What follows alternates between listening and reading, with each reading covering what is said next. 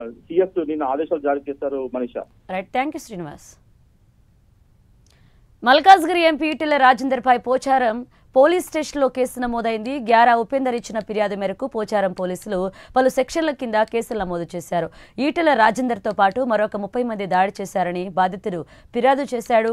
ఏకశిలా నగర్లో సెక్యూరిటీ డ్యూటీలో ఉండగా ఎంపీ ఈటెల రాజేందర్తో పాటు 30 మంది దాడి చేశారని ఫిర్యాదులో తెలిపాడు. ఇదే అంశానికి సంబంధించి మరిన్ని అప్డేట్స్ మా ప్రతినిధి కుమార్ అందిస్తారు. కుమార్. Thank you Manisha. ఏదైతే మల్కాజిగిరిలో నిన్న జరిగిన సంఘటనకు సంబంధించి ఎంపీ ఈటెల రాజేందర్ పై కేసు అయితే నమోదైంది.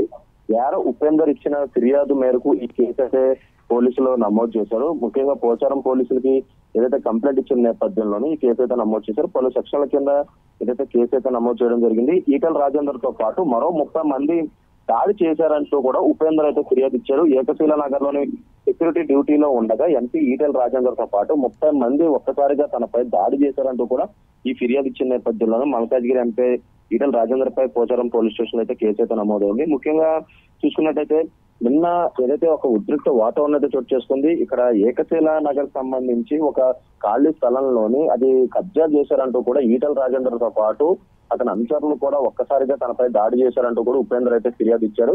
ముఖ్యంగా ఆ స్థలం సంబంధించి అది పేదలకు సంబంధించిన ఇల్లు ఏదైతే కొంతమంది వ్యక్తులు కావాలని కబ్జా చేశారంటూ కూడా ఈటెల రాజేందర్ అక్కడికి వెళ్లి గొడవ అయితే చేశారు. ఈ నేపథ్యంలోనే అక్కడ ఉపేందర్ అనే వ్యక్తిపై చేయి చేసుకోవడంతో కూడా ఈటెల రాజేందర్ తో పాటు ఉన్న మిగతా వ్యక్తులు కూడా ఒక్కసారిగా అతనిపై దాడి అయితే చేశారు. ఈ నేపథ్యంలోనే అతనికి కొన్ని గాయాలు కూడా అయినాయి.